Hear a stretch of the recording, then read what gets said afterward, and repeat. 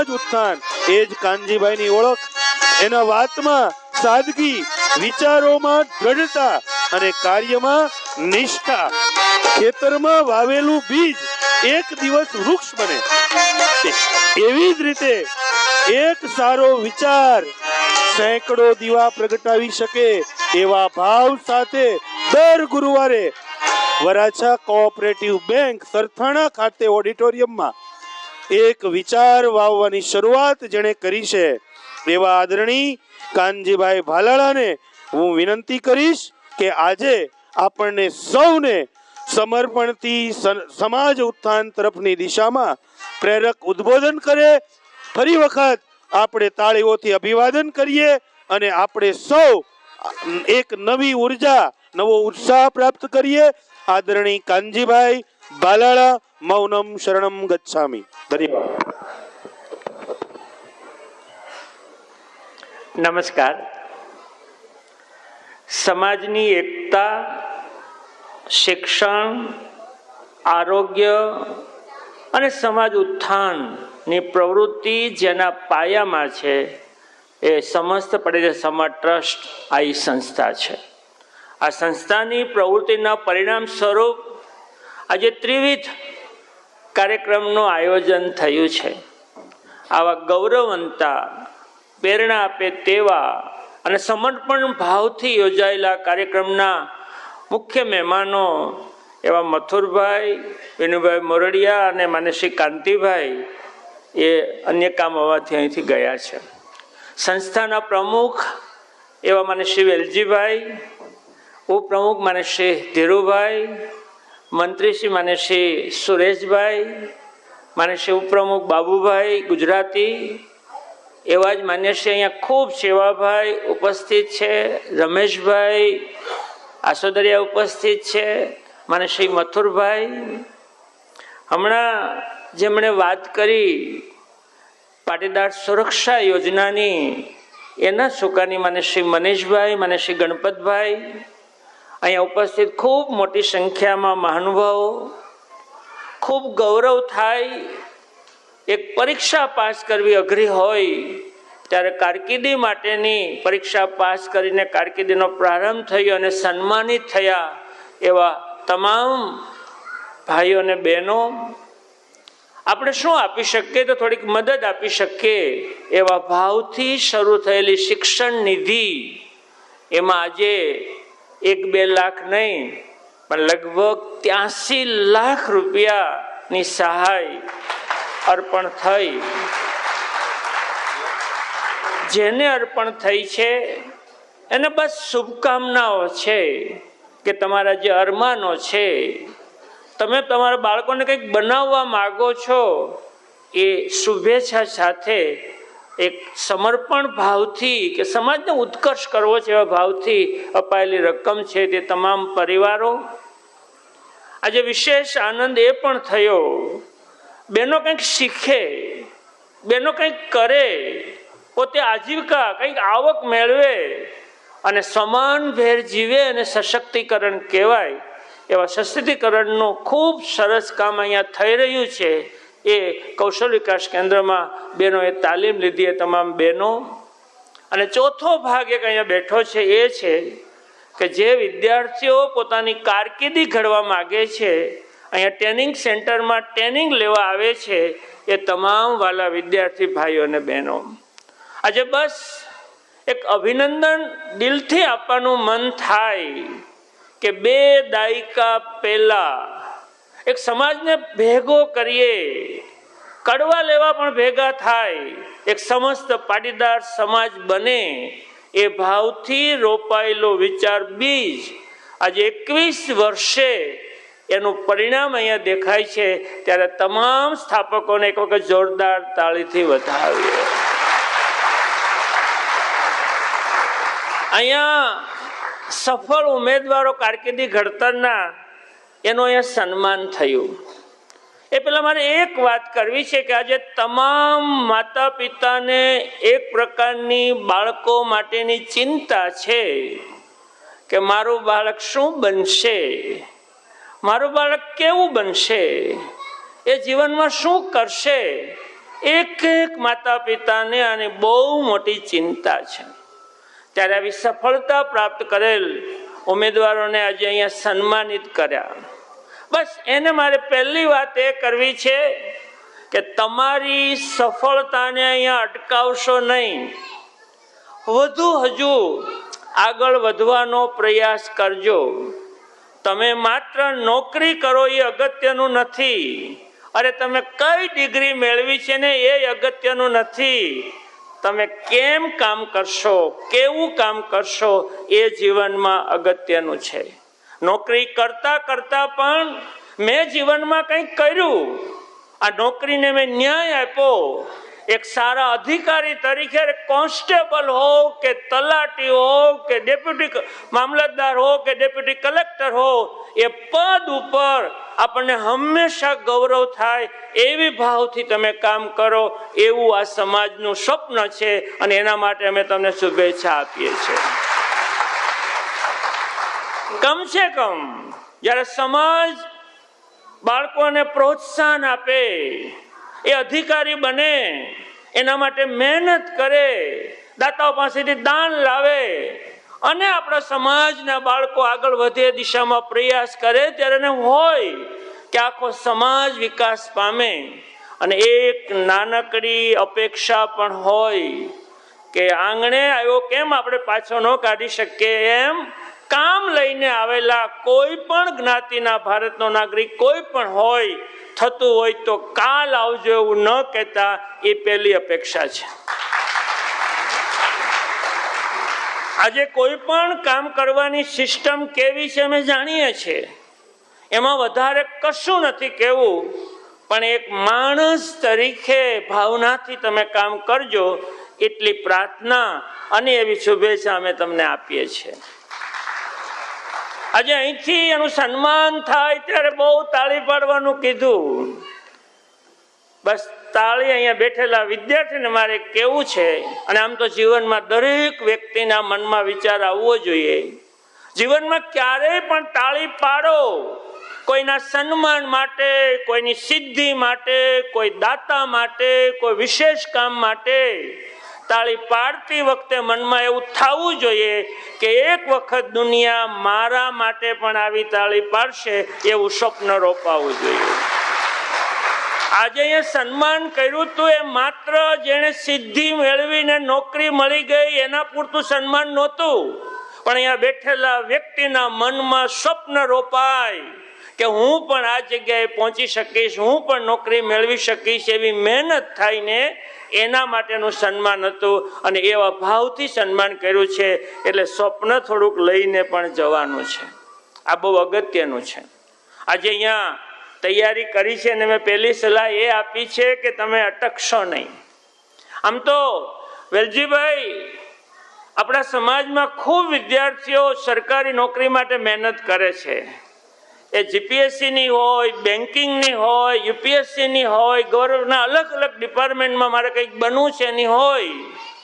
Graduate થયા પછી 5-10 વર્ષ સુધી માત્ર ઘરમાં બેસીને તૈયારી કરે છે, એમાંથી 99% તૈયારીમાં સફળ થતા નથી. આ બહુ વાસ્તવિકતા તમને કહીએ છીએ. એનું કારણ એ છે કે ઘેરે આપણે તૈયારી પૂરી કરી શકતા નથી. મહેનત કરવી છે તો લાગી જાઓ, તમામ માન્યતા તોડી નાખો, અને જે સ્વપ્ન તમે સેવા માંગતા હો એની પાછળ તમારી મહેનત શરૂ થાય તો દુનિયામાં એક પણ વસ્તુ મુશ્કેલ નથી એવું માનવાની જરૂર છે. આજે આપણા વિદ્યાર્થીઓ મહેનત નથી કરી શકતા, ધ્યાન દઈને વાંચી નથી શકતા, યાદ નથી રહેતું, અને 5-10 વર્ષ પછી ડિપ્રેશનના ભોગ બનીને છેલ્લે શું કરું એ ખબર ન હોય અને રખડે છે. આ પરિસ્થિતિનું નિર્માણ છે.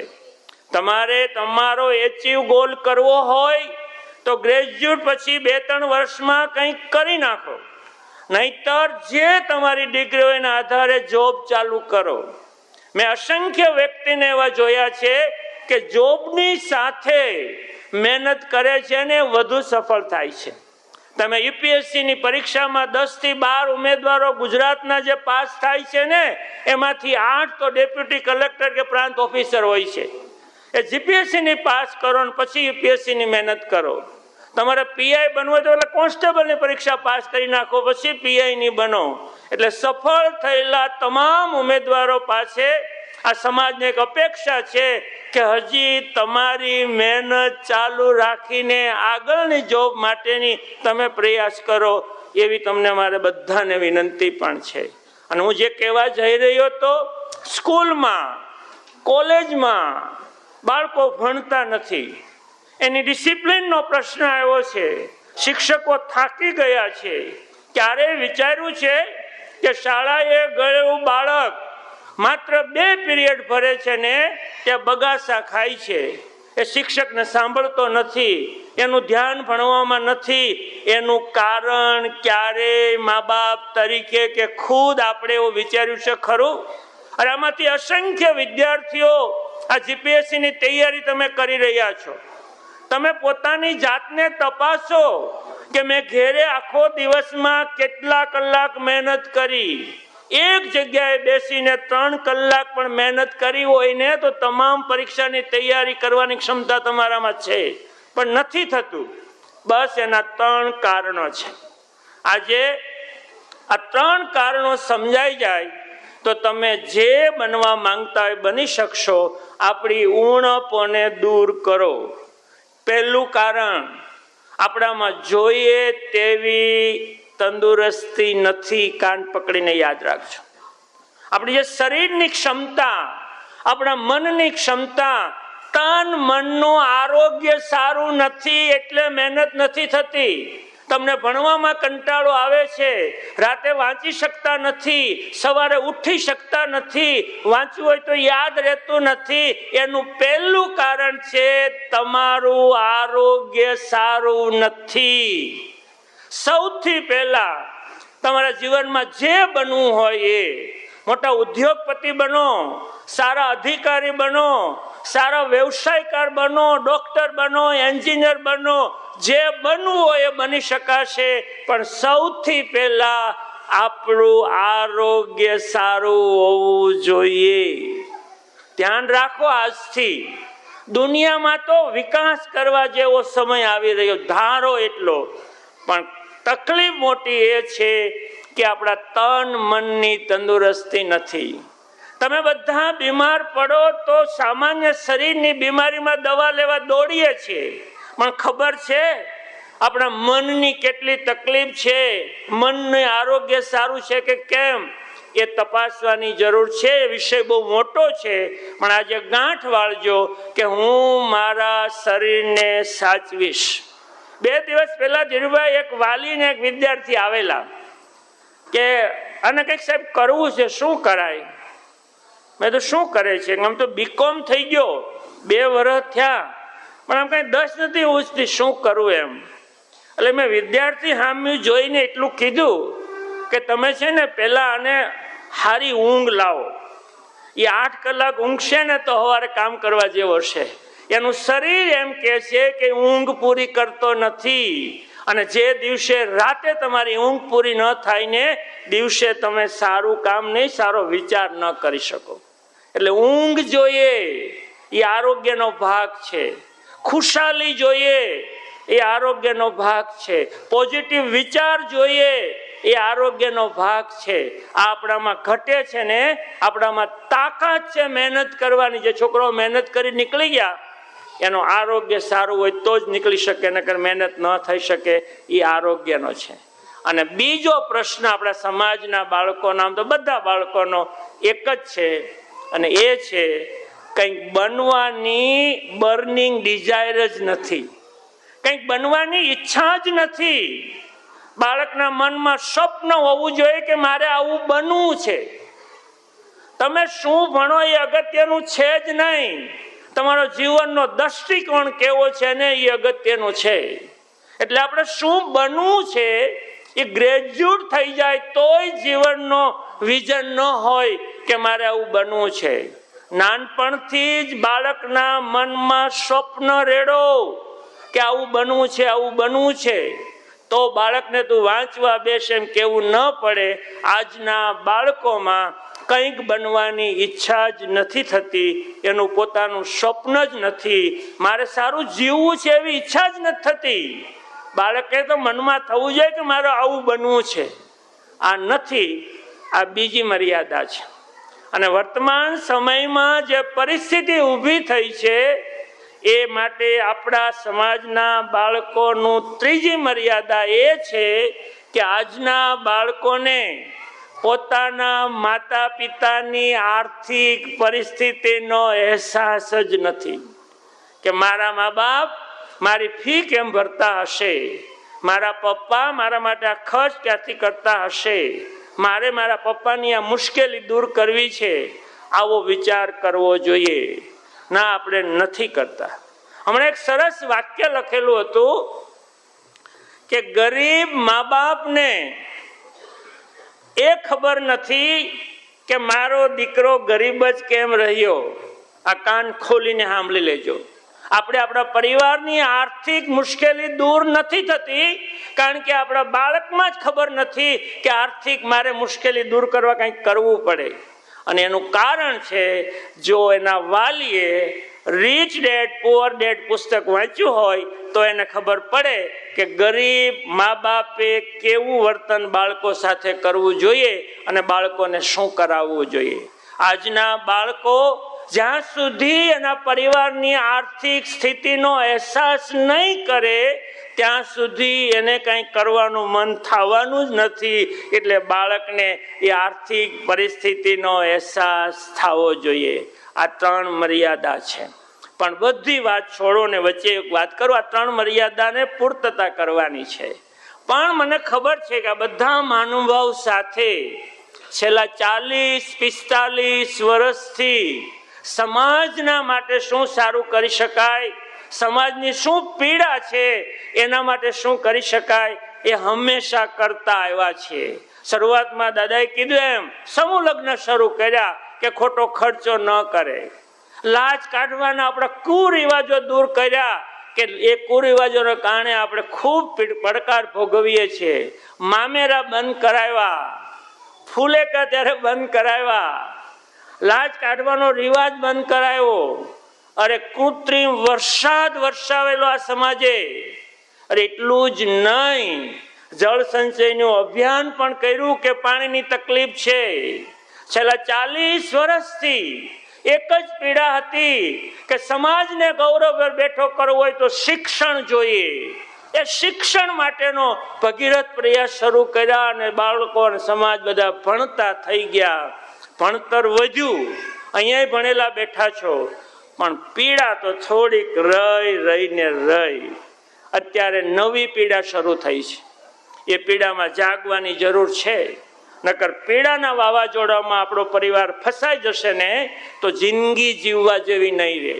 અને એ પહેલી પીડા છે આ ડ્રગ્સનું દૂષણ. ડ્રગ્સનું દૂષણ વાવાઝોડા માફક આવી રહ્યું છે. ધ્યાન નહીં રાખીએ તો આપણે બરબાદ થઈ જશું. હવે એવું કહી શકાય એમ જ નથી કે ડ્રગ્સને આવતું રોકો, દરિયાને સીલ કરો. આ ડ્રગ્સ આવે છે ક્યાંથી? આવવું જ ન જોઈએ. હવે તો આપણા ઘરની બાજુમાં ફેક્ટરીઓ ચાલુ થઈ ગઈ છે. હવે તો આપણે જ આપણો દરવાજો બંધ રાખવાનો છે, એ સિવાય કોઈ ઉપાય નથી. આપણે આપણા પરિવારને બચાવીએ, આપણા સર્કલમાં બચાવીએ અને ડ્રગ્સ ના લે એવા જીવન મૂલ્યનું ઘડતર કરીએ. એ પહેલું કામ કરવાની જરૂર છે. તમે તમારા બાળકને ભણાવી ન શકો તો ચાલશે, તમે તમારા બાળકને ડોક્ટર નહીં બનાવો તો ચાલશે, પણ એને સારો માણસ બનાવવા માટેનો દરેક મા બાપે પ્રયાસ કરવો પડે એમ છે. નહીતર આ ડ્રગ્સથી આ નવું દૂષણ છે. આ ડ્રગ્સ નો લો, સે નો ડ્રગ્સ એવું સુરતમાં મુહિમ ચાલે. આવું કેવું પડે એમ છે કારણ કે ડ્રગ્સનું દૂષણ આફત બનીને આવી રહ્યું છે. આપણે એમાંથી બચવાનું છે. આ એક પહેલું દૂષણ છે. એ સમાજની વર્તમાન સમયની પીડા છે. એ પીડાને જેટલું વહેલું સમજીએ એટલું બહુ સારું છે.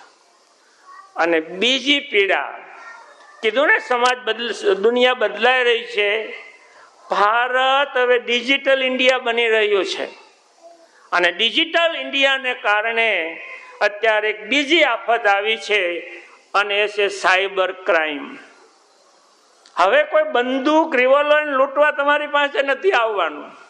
સાયબર ક્રાઇમ વર્તમાન સમયનો સૌથી મોટો માણસને સારી રીતે જીવવું હોય તો એક પડકાર એ છે કે સાયબર ક્રાઇમ. તમે ભોગ ન બનો એના માટે એલર્ટ રહો, નહીતર ગમે ત્યારે આપણે સાયબરની દુનિયાના કેટલા બધા ફ્રોડ, તમારું બ્લેકમેલિંગ અને આ સોશિયલ મીડિયાના સમયમાં વર્તમાન સમયમાં નાના બાળકો અને ખાસ કરીને બહેનો અને યુવતીઓ કેટલી બ્લેકમેલ થાય છે તમને અંદાજ નથી. તમે આ સાયબર ક્રાઇમથી બચો એ પહેલું કામ.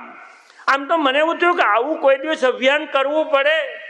હવે તો એવું અભિયાન કરવાનું છે ને આજના સમર્પણ કાર્યક્રમમાં બેઠેલા તમામ સંકલ્પ લ્યો કે હું કે મારા પરિવારમાંથી કોઈ બેંક ખાતું ભાડે નહીં આપીએ. એ સંકલ્પ લેવાની જરૂર ઊભી થઈ છે. તમને ખબર છે આપણા સમાજના 1000 યુવાનો ભારતની જુદી જુદી જેલમાં પડેલા છે, કોઈ છોડાવવા નથી જતું. એકના એક છોકરાઓ છે એ જેલમાં છે. મા બાપને ખબર નહોતી ને એના ખાતા ભાડે આપ્યા હતા, એ મા બાપ જેલમાં છે. આ પીડા છે. આવું નાનું ધ્યાન નહીં રાખીએ તો શિક્ષણ ગમે એટલું વધશે, આપણે સુખી નહીં થઈએ. એટલે આ સુખી થવા માટેના વર્તમાન સમયના 2 પડકારોને પણ આપણે સમજવાના છે. આમ તો કહેવાય ને કે જીવવા માટે શું જોઈએ, જીવવા માટે આપણે શું જોઈએ. અહીંયા અધિકારી બેઠા છે ને, એમને પણ વિનંતી છે, તમે ક્યાં નોકરી કરો છો, કઈ પોસ્ટ ઉપર છો એ છોડી દો. હું જીવનમાં કેવું જીવવાનો છો ને એ પેલા વિચાર કરવાનો છે. આપણે શું કરવા જીવીએ છીએ, શા માટે નોકરી કરીએ છીએ. આપણા જીવન, આપણા પરિવારને સુખ હેપીનેસ માટે આપણે કામ કરીએ છીએ. એટલે કેવું છે બેઠેલાઓ બધાને કે માણસને જીવવા માટે શું જોઈએ. તો અત્યાર સુધી આપણે શીખી ગયા કે રોટી, કપડા ને મકાન, બસ એટલા માટે જ કામ કરતા. ખાવાનું મળે, કપડા મળે ને આશરો મળે, બસ આટલું જ જીવવા માટે જોઈએ. એ અત્યાર સુધી સાચું હતું, પણ હવે આ 3થી જીવી શકાય એમ નથી, એવું બધા સમજી લેજો. આ રોટી, કપડા, મકાન 3થી ગૌરવ ફેર સારું જીવી શકાય એમ નથી. હવે સારું જીવવું હોય તો આ 3ની સાથે બીજી 3 વસ્તુ છે, હેલ્થ, વેલ્થ અને હેપીનેસ. આ 6 વસ્તુ હશે તો આપણે ગૌરવપૂર્ણ સારું જીવી શકશું. પહેલું કામ છે હેલ્થ. હેલ્થ નથી તો કાંઈ નથી. અરે માણસ માત્ર ને લાંબુ જીવવું છે. લાંબા જીવવા માટે સૌથી વધુ જરૂર પડે તો આ શરીરની પડે. શરીરની કાળજી લો. અને ખરેખર તો આ શરીર બગાડીએ છીએ ખોટું ખાઈ. આપણે આરોગ્યનું મારે તમને સલાહ ન અપાય. આમ આઉટર રિંગ રોડ ઉપર નીકળીએ છીએ તો 12 વાગ્યા પછી મથુરભાઈ ત્યાં માણસો બેઠેલા જોઈએ છે, એમ થાય કે આનું શું થશે. આરોગ્ય સાચવવું છે તો સાંજે જમ્યા પછી કોઈ પણ વસ્તુ શરીરમાં ન નાખો સવાર સુધી. આપણે ખાવાની ટેવ વાળા હતા, ત્યાં સુધી બહુ ખાધું. રાતે ઘરમાં 10 વાગ્યા પછી હુતા પહેલા ડબ્બા ખોલવાની ટેવ હજી પડી પરંપરાઓ છે. ખાઓ, શરીરને માફક આવે તો. આપણા પ્રશ્નો ઊભા થયા છે, આપણું આરોગ્ય સારું નથી. અરે તમારે મોક્ષ જોતો હશે ને તો પણ આ શરીર જોશે. દુનિયામાં તમારું ખુદનું કાંઈ હોય ને તો આ શરીર છે. મોટી ઉંમરના વડીલો કે દાદી જિંદગીભર કામ કર્યું, હવે શરીર નથી સારું તો એની લાચારીનો અનુભવ તો કરજો. કેવી લાચારી આવે છે. જિંદગી જીવી શકાય એવો આ જમાનો આવ્યો છે ને, એ સારી જિંદગી જીવવી હશે તો સારું શરીર જોશે. હેલ્થનું મહત્વ છે. અને વાત તો વેલ્થ, આપણે બધા વેલ્થ માટે તો જીવતા એવું લાગે છે, હેલ્થનો ક્યાં વિચાર જ કરતા હતા. અને આજે ખાસ કરીને બહેનો બેઠી છે, સ્કિલ કૌશલ્ય તમે પ્રાપ્ત કરીને રોજગારી માટેનો પ્રયાસ કરો છો, ત્યારે આ સશક્તિકરણની જે વાતો થાય, એવું કહેવાય ને કે બહેનોને માન આપો, બહેનોને સ્ટેજ આપો, બહેનોને પૂરી સમવડી કરો તો એ ગૌરવભર જીવી શકાય. આ વાત તદ્દન ખોટી છે. બહેનોને ગૌરવભર જીવવું છે, બહેનોને પુરુષનું સમવડી થવું છે, તો તમારી પાસે બે વસ્તુ જોઈએ. અહીં બેઠેલી તમામ બહેનો આ મંત્ર લઈને જજો કે મારું ઘરમાં કાંઈ છે જ નહીં, બહેનોને કોઈ પૂછતું નથી, પુરુષ કેમ જ કરવું પડે છે. આ બધું સાચું, પણ એ કરવા માટે તમારે ખુદને બે વસ્તુ તમારામાં ઉમેરવાની છે. એક, સૌથી પહેલા બહેનોએ ખુદની આરોગ્ય સારું કરવું પડે એમ છે. આરોગ્ય સારું કરવું પડે એમ છે. તમને કામ કરવાનું મન ન થાય, તમને કંટાળો આવે, મગજ ચીડિયો થઈ જાય, આ બધું થાય છે એનું કારણ તમારું આરોગ્ય છે. અને બીજું તમારે કરવાનું છે કે તમે કોઈ પણ પ્રકારે પૂરક આવક મેળવતી થાવ. જે મહિલા પોતાની આવક હોય ને એ ઓટોમેટિક ગૌરવભેર જીવે છે, લાચારી નથી અનુભવતી. તમે આવક મેળવો. અને કોણે કીધું કે બજારમાં ધંધો કરવા, દુકાન કે કોઈ વ્યવસાય કરવો પડે આવક મેળવવા માટે? વર્તમાન સમયમાં ડિજિટલ ઇન્ડિયામાં તમારી પાસે માત્ર 1-2 લાખ રૂપિયાની મૂડી હોય ને તમે ઘર બેઠા મહિને કમાણી કરી શકો એવી વ્યવસ્થા છે. દરેક બેન પોતાનો ખર્ચ ઓછો કરે, પૈસા માગે કે મારે પૈસા જોઈએ છે, અને 1 વર્ષ થાય ને 1 લાખ રૂપિયા તમે મ્યુચ્યુઅલ ફંડ કે કોઈ પણ રીતે રોકાણ કરી દો, તમારું મોબાઈલ તમને જવાબ આપ્યા છે કેટલા વધ્યા છે. એક વખત ખુદની કમાણી કરવાનો આનંદ તો અનુભવી જુઓ. એને કહેવાય પૈસાનું ઝાડ વાવ્યું. અમને એવું કહેતા નાના હતા ત્યારે વડીલોને એના મા બાપ, પૈસા માગે ને ત્યારે ડોશીમાં દાદીઓ એમ કે તારા બાપને ક્યાં પૈસાના ઝાડ છે, તને ખંખેરીને આપું. બહેનો, વાસ્તવિક જીવન એવું આવ્યું છે, માણસ ધારે તો પૈસાના ઝાડ વાવી શકે એમ છે. પૈસાના ઝાડ વાવી શકે એમ છે. એક ભાઈ 2 દિવસ પહેલા મળેલા, એના ફાધર સામાન્ય કરિયાણાની દુકાન ચલાવતા. એ વ્યક્તિના ફાધરે ઇન્ફોસિસના જે તે વખતે આઈપીઓમાં ફોર્મ ભરેલા અને 9,595 રૂપિયા આજથી 20 વર્ષ પહેલા ઇન્ફોસિસના શેરમાં રોકેલા. એ એમને રહેવા દીધા. ગુણાકાર થતા થતા થતા આજે એ શેરની કુલ વેલ્યુ 5 કરોડ રૂપિયાની છે. ઘણા સમય પહેલા ગુજરાત સમાચારમાં 8 કોલમના એક ન્યૂઝ પહેલે પાને હતા. એમઆરએફ ટાયરની એક શેરની વેલ્યુ 1 લાખ રૂપિયા છે. આ વર્ષોથી 1.5-2 લાખ હશે. 1993માં આ એમઆરએફ શેર 11 રૂપિયાનો હતો. અને 93માં આમાંથી ઘણા અમારા જેવા બેઠા છે, 1100 રૂપિયા હતા કે નહોતા હતા. ત્યારે 100 શેર લઈને મૂકી દીધા હોત તો આજે 1 કરોડના હોત કે ન હોત. બસ બેનો, આંખો ખોલો. તમને અહીંથી માત્ર તમારા કૌશલ્યનું સર્ટિફિકેટ નથી આપ્યું, અને સર્ટિફિકેટથી કંઈ થવાનું પણ નથી, પણ તમે આજે વિઝન લઈને જાઓ, અહીંથી કંઈક કરવા માટેનો સંકલ્પ લઈને જાઓ અને આવતીકાલથી અમલ શરૂ કરો ને, એટલા માટે તમને અહીં બોલાવીને સર્ટિફિકેટ આપ્યું છે. તમે સશક્ત બનો. એક નારી સશક્ત બને ને તો આખો પરિવાર સશક્ત બને એમ છે. એ દિશામાં ખૂબ બહેનો કામ કરે છે, પણ એક બેને આ દિશામાં આ પૈસાનું વાવેતર કરવાની જરૂર છે અને ઝાડ ઉગી શકે એમ છે. તો આર્થિક મુદ્દો થયો.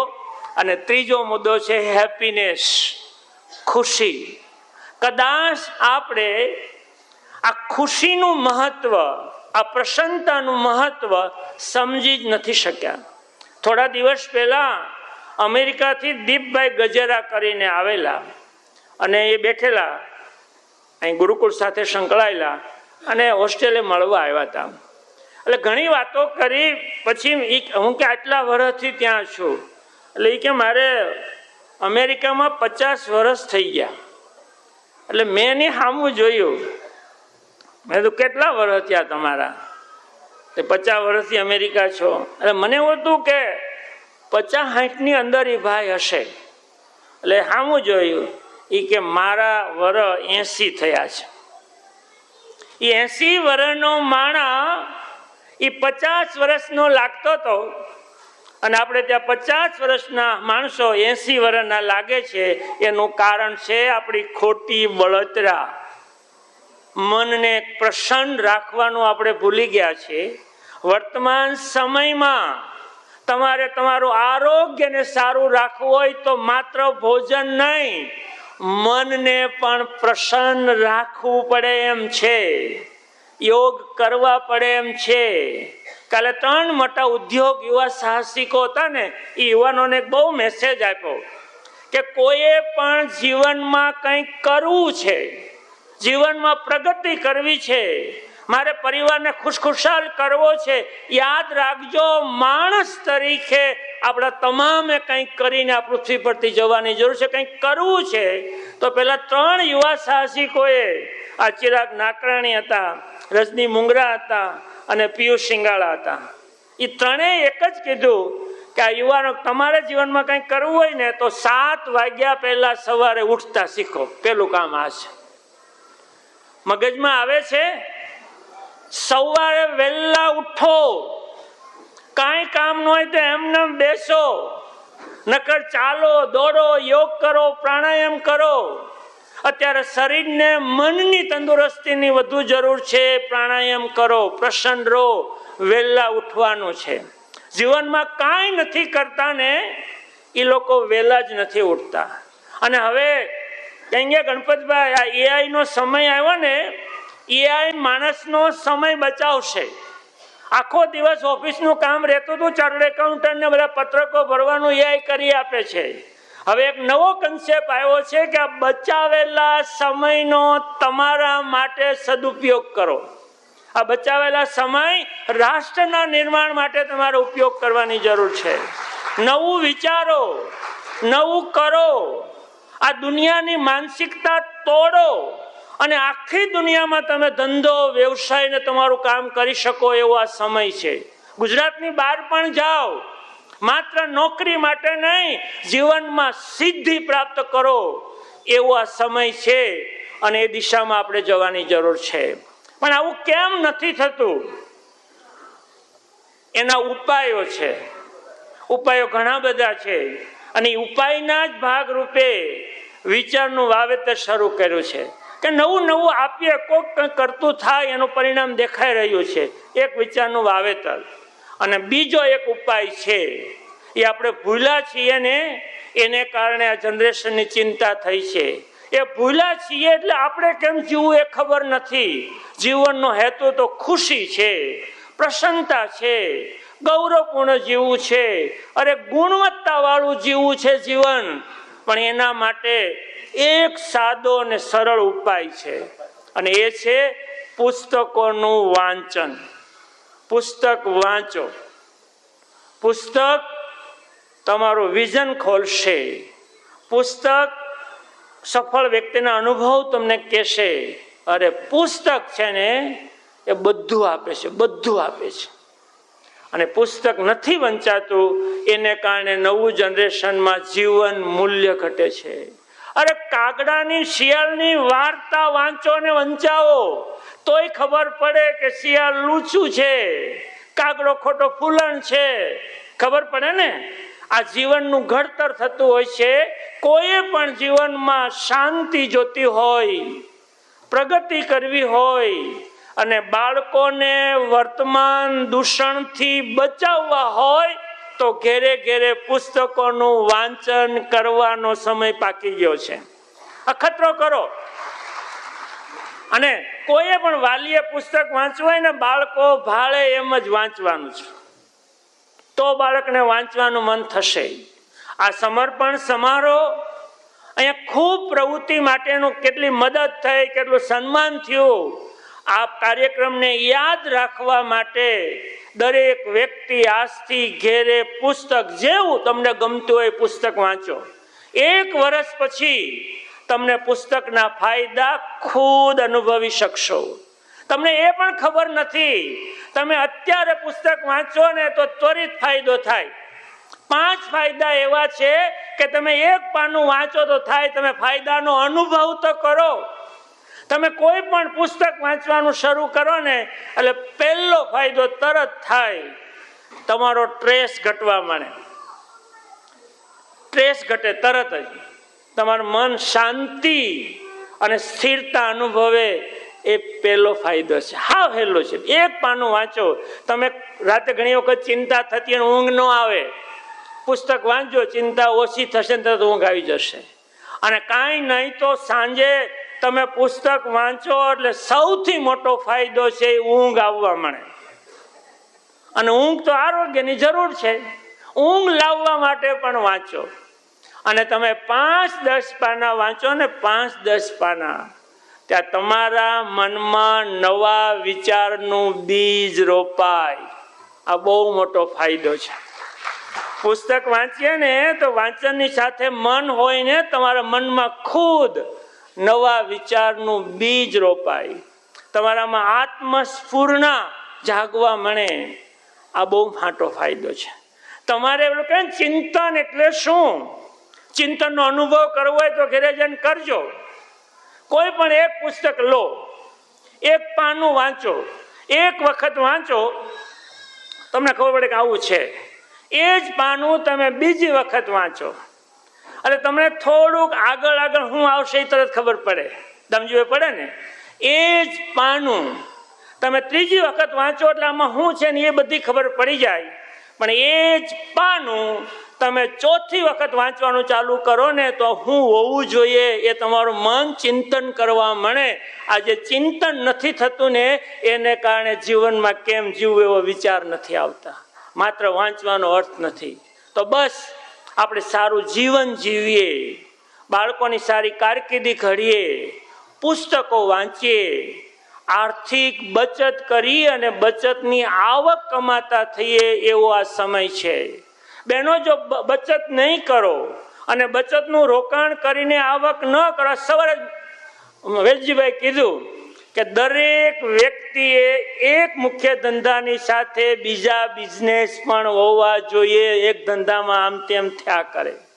દરેક બેન યાદ રાખે કે ઘરવાળા જે કમાતા હોય મારે પણ કંઈક કમાવું છે અને કાંઈ ન આવડે તો રોકાણ કરો. તમે કમાણી કરતા થઈ જશો, તમારા બાળકો માટે તમે વાપરતા થઈ જશો, તમે સમાન ભેર જીવતા થઈ જશો. નોકરી કરતા તમામ ભાઈ બહેનોને પણ તમારું વાંચવાનું ચૂકશો નહીં.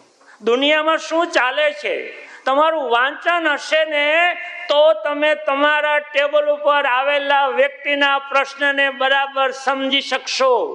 સમાજમાં શું ચાલે છે, કેવી પીડા છે, એ તમે કોઈ પણ પોસ્ટ ઉપર કામ કરતા હશો તમે એને સમજી શકશો.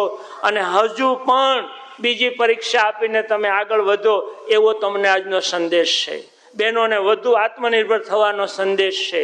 બાળકોને 3 મર્યાદા પૂરી કરીને વધુ સારું પોતાના જીવનને પ્રગતિશીલ બનાવવાની જરૂર છે. બસ આ મણિબેન ખેની ભવન અહીંયા અસંખ્ય કાર્યક્રમો થયા છે, અસંખ્ય થયા છે. અને દરેક કાર્યક્રમનો એક નિચોડ હોય કે લોકો સુખી થાય, લોકો પ્રગતિ કરે. બસ એ જ મેસેજ આજે આપવાનો છે કે આપણે બધા આ હોલમાં બેઠેલા સંકલ્પ કરીએ કે હું ને મારો પરિવાર વધુમાં વધુ સુખી થઈએ, પ્રગતિશીલ બનીએ અને સારું એક માણસ જીવે એવું ગુણવત્તાવાળું જીવન જીવીએ એવી મારા તરફથી પણ શુભકામના. Thank you very much. ખૂબ ખૂબ આભાર. ખૂબ ખૂબ આભાર કાનજીભાઈ. આપે વિચારોનું વાવેતર વાવીને આજે એક એવા ભવિષ્યનું નિર્માણ કરવાનો પ્રયાસ કર્યો છે. આપે આપની વાતમાં એક વાત કહી એ મને ખૂબ ગમી અને એ વાત એ હતી કે આજે આપણે પુસ્તક ભૂલ્યા અને પંચતંત્રની વાર્તા ભૂલ્યા ને એટલે આપણા પ્રાણના પ્રશ્નો ઊભા થયા છે. એટલે આપણે ફરી વખત આપણે આ તરફ આગળ વધવું જોઈએ. અને સાથે સાથે કાનજીભાઈએ આ હેલ્થ, વેલ્થ અને હેપીનેસનો જે કાર્યક્રમની વાત કરી એનો આપણે સૌએ અચૂક દર ગુરુવારે લાભ લેવો જોઈએ એવી પણ હું અહીંયાથી વિનંતી કરું છું. કાર્યક્રમને આગળ વધારતા આજે જે સન્માન થયું એ સન્માન, અભિવાદન થયું, એ કર્મયોગી એવું કહી રહ્યા છે કે અમારે પણ કંઈક કેવું છે. તો હું વિનંતી કરીશ, મેહુલભાઈ પરમાર, પોલીસ કોન્સ્ટેબલ, આપનો ટૂંકો પ્રતિભાવ આપશો જેથી આપણે સૌ સમયને સાચવી શકીએ અને સમય છે એ આપણે સાચવી શકે એવા ભાવ સાથે આદરણીય મેહુલભાઈ પરમાર, પોલીસ કોન્સ્ટેબલ, આપનો ટૂંકો પ્રતિભાવ આપશો. ધન્યવાદ. નમસ્કાર સાહેબ, ટૂંકો પ્રતિભાવ તો શક્ય જ નથી સંસ્થાના જે વિશાળ કાર્ય માટે, પણ સંસ્થા દ્વારા જે આ કાર્યો કરવામાં આવે છે વિશેષ સમાજના ઉત્થાન માટે, એમાંથી એક વિશેષ કાર્ય એટલે વિદ્યાર્થીના ઉત્થાન થકી સમાજનું ઉત્થાન.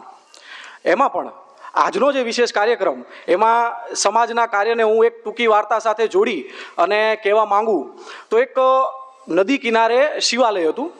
શિવાલય એટલે આપણે કાશી બનારસ જેવો ઘાટ, અને ત્યાં એક સાધુ મહાત્મા સેવા કરે.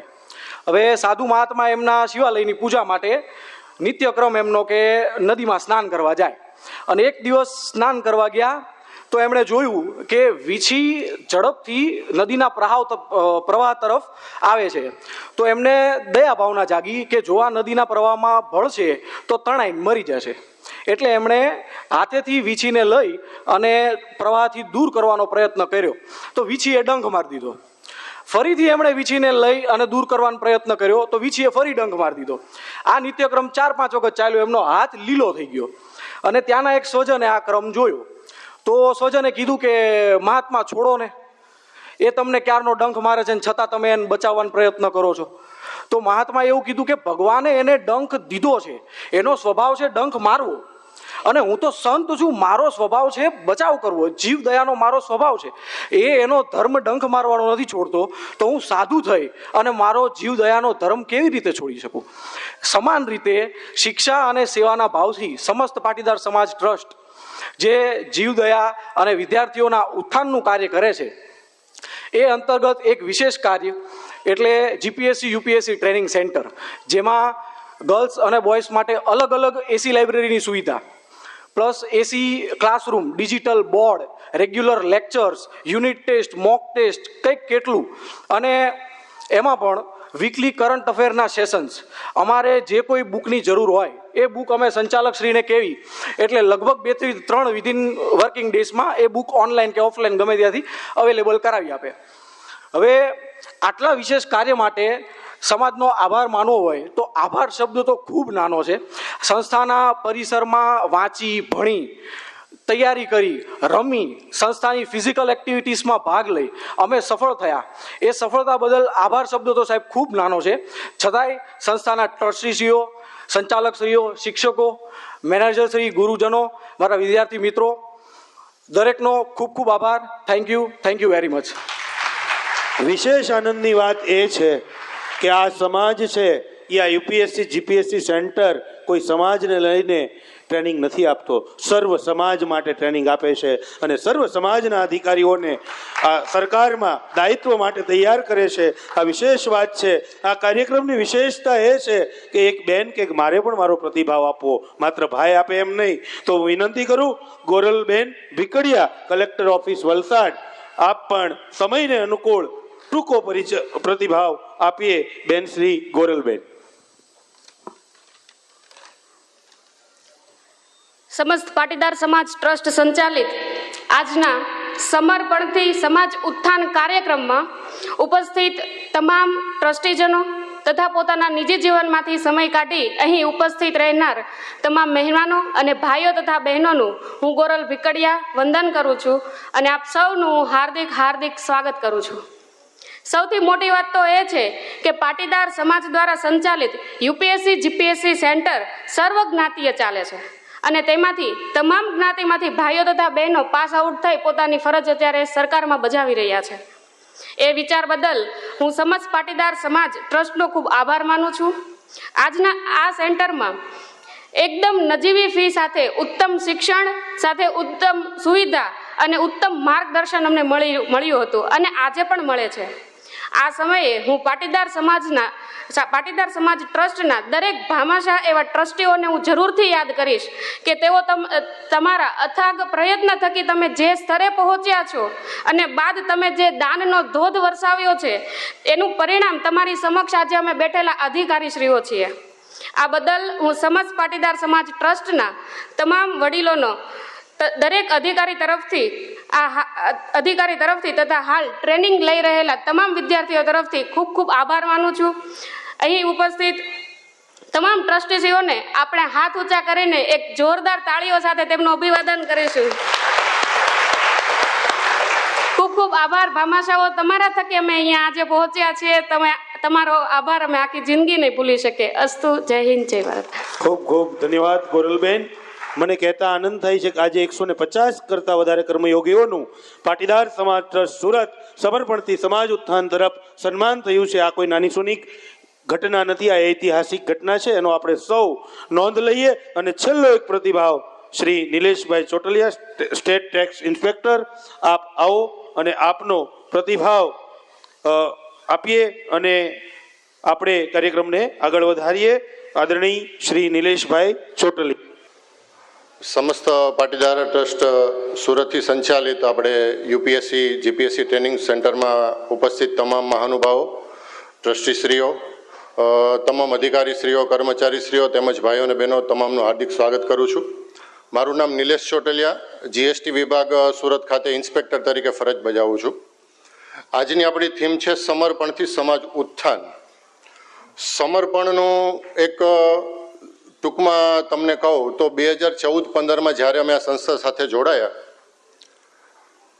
અમને કોઈ પણ પ્રકારની તૈયારી માટેની ખોટ પડવા દીધી નથી. એ માટે સંસ્થાનો અમે ખૂબ ખૂબ આભાર માનીએ છીએ. પર જોરદાર તાળીઓથી સ્વાગત કરીએ અમને. દર મહિને રિપોર્ટિંગ થાય કે ભાઈ વિદ્યાર્થીઓને કાંઈ ઘટે છે, શું જરૂરિયાત છે, ફેકલ્ટીઝ, લાઇબ્રેરી, તમામ સુવિધાઓ સંસ્થા તરફથી આપવામાં આવે છે. બદલ ખૂબ ખૂબ આભાર. Thank you very much.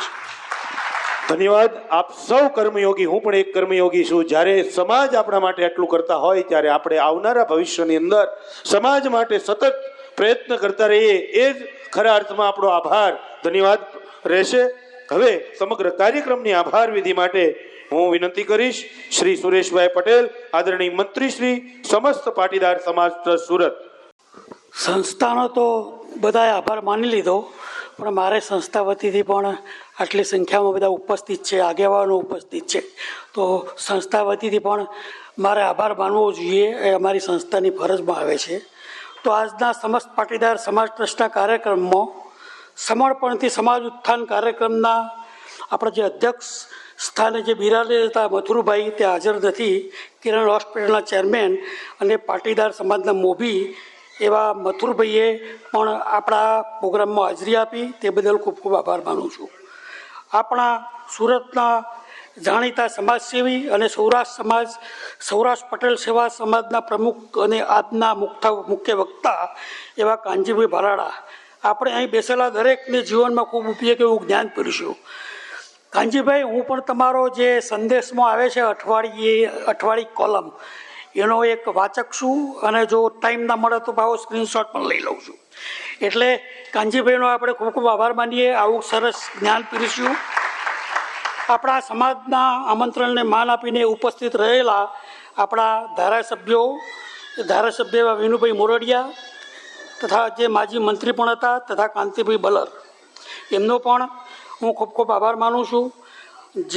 જેમના માટે થઈને આ કાર્યક્રમનું આયોજન કરવામાં આવ્યું છે તેવા આપણા યુપીએસસી ટ્રેનિંગ સેન્ટરમાંથી પાસ થઈને સમાજ સેવાના કાર્ય માટે સરકારમાં જોડાનાર અધિકારીઓ, વિદ્યાર્થીઓ તથા તેમના પરિવારજનો તથા આપણા કૌશલ્ય વિકાસ કેન્દ્રમાંથી તાલીમ લઈ ચૂકેલા અને વર્તમાનમાં તાલીમ લઈ રહેલા બહેનો તેમજ આપણા ટ્રસ્ટ દ્વારા આપવામાં આવતી શિક્ષણ નીતિના લાભાર્થી વિદ્યાર્થીઓ તથા તેમના વાલીઓ આપ સૌ મોટી સંખ્યામાં ઉપસ્થિત રહ્યા છો તે બદલ હું આપનો ખૂબ ખૂબ આભાર માનું છું.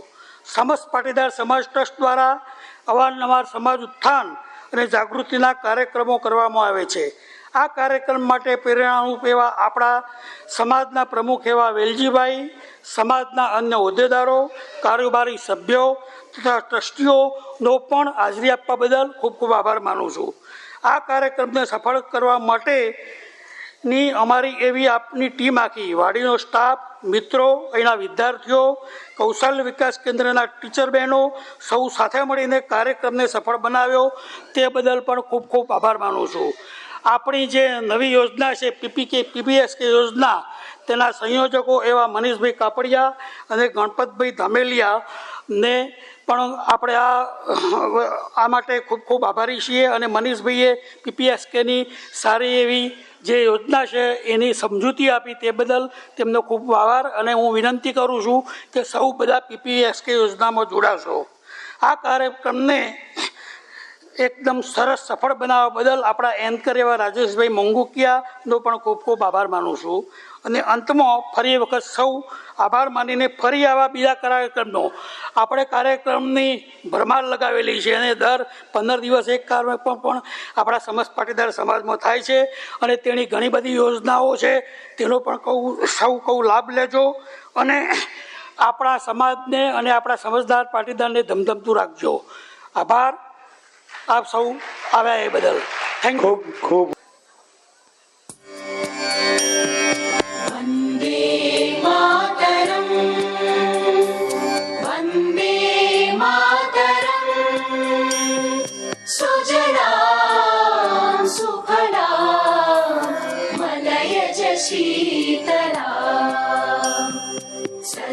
श्यामला मातरं वन्दे मातरं शुभ्रज्योत्स्ना पुलकितयामिनी पुल्लकुसुमित द्रुमदलशोभिनी सुहासिनी सुमधुरभाषिणी सुखदां वरदां मातरं वन्दे मातरं वन्दे मातरं. ભારત માતા કી વંદે. જય સરદાર.